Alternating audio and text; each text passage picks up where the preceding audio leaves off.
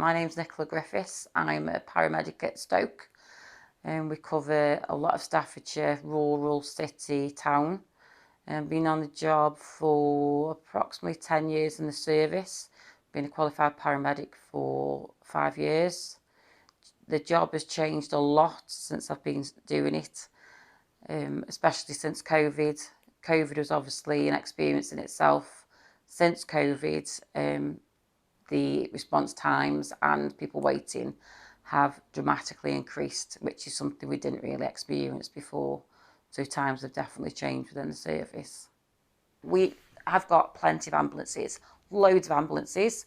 You'll see that when you go to rural Stoke and see 20 odd waiting outside that are sat there doing nothing.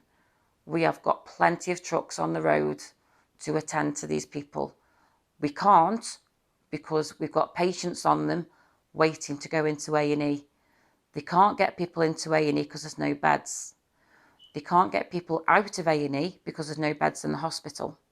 They can't move people from the hospital beds because there are no longer any beds in the community, like step down beds, step up beds, because all those cottage hospitals and all the smaller hospitals and some of the care homes have all been closed. The whole service of the NHS has been completely destroyed by the government because of lack of funding. It's got nothing to do with the ambulance service, the members of staff that are working for the NHS. It's to do with not having enough staff because there's not enough money and there's not enough things in the community set in place because there's no money.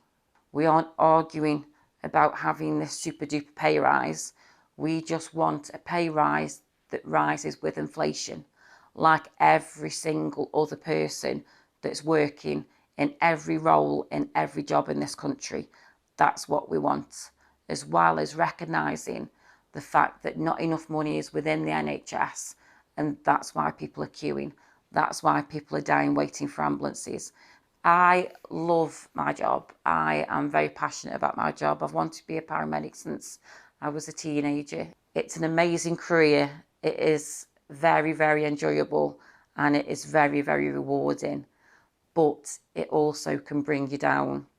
It changes you. It definitely changes you as a person. We have got a large turnover of staff now. People still don't understand the role of what we do. We don't just drive the ambulance. We all have to have a degree now.